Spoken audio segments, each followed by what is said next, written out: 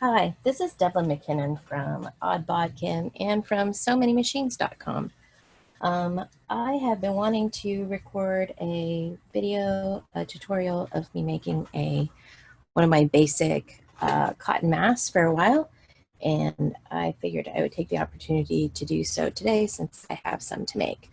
So first of all, you're going to want to cut a rectangular piece. The basic size is a 15 by 7.5 piece of fabric. I use a serger for mine. You can also use a zigzag stitch on your sewing machine along with a straight stitch to get the same results. But today I'm going to use my serger. It is super fast and easy.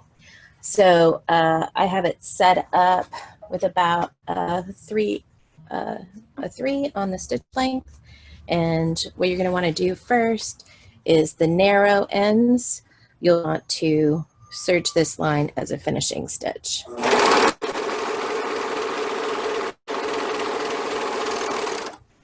So that's the first one. Here's the second end. So then you can trim off your little tails. And what I'm using today is a 100% cotton duck cloth or canvas. And this is for one of my heavy masks, but you can also use just regular quilter's cotton or even a poly cotton blend as long as the weave is tight. I have some today that I'm using that are a little bit thinner fabric, so I've lined them actually with a cotton. So then what you want to do is turn in the edges, turn in one side and the other. And this length along this side, you want to be 6 inches long. Once you get it to that desired length, you'll pin it right here. So I'm going to do that. Measure. Now you can always make your fabric rectangle to start with larger. You can double it for a 4-layer mask, in which case, instead of just finishing those edges, that's where you would attach your 2 pieces together and then flip them inside out so that it hides the actual serge line.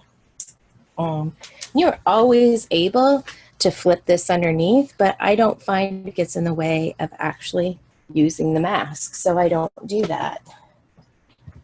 Then you're going to want to take a piece of elastic.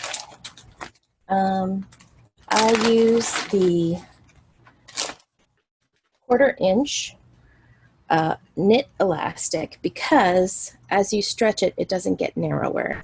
And a braided elastic will get narrower, especially these thin widths will definitely narrow up, and that can cause them to cut in a bit more. So this piece is 15 inches long.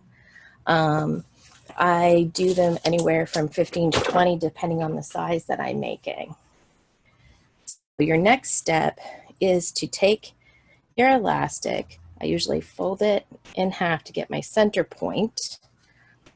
I line it up on my fabric, and we're on the inside of the mask here where the serge line is.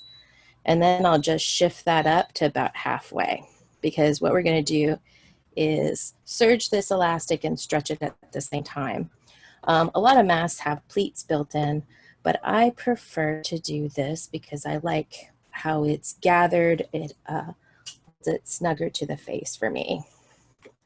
Plus, when I was making about 1,000 masks a week by myself, this was really helpful.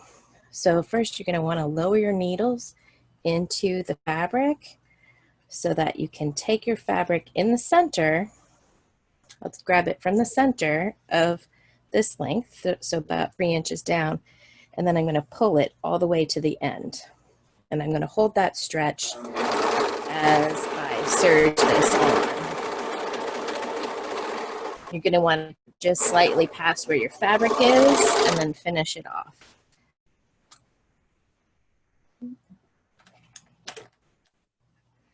So you can trim your ends.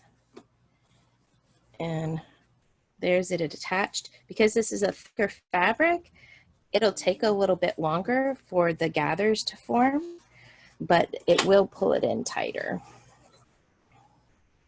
Thicker masks are nice because they will block more droplets, but the problem, unfortunately, is if you're in a place like Texas, they can be very warm to wear. And even with the thinner masks, they can be quite warm. You get sweaty, and they're just wet on your face. So you want to actually have a few different masks. So on this side, I'm doing the same thing. I found the middle point, shifted it up a little bit to account for the stretch that we're going to do. Now I'm going to put my needles into the elastic to hold it, put my presser foot down, and then once again, I'm going to grab this about halfway down and pull it to the end to give me my stretch.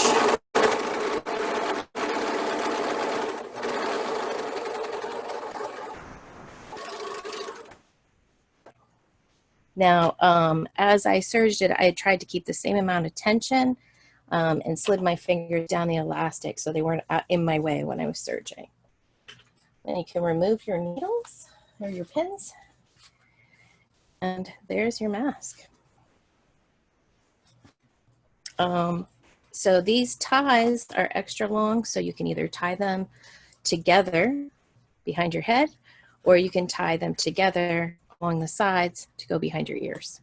I also use cord locks on mine, so you can make them adjustable. And they work very well. Thank you very much for watching. Once again, this is Devlin from Odd Bodkin and from SoManyMachines.com with a little tutorial.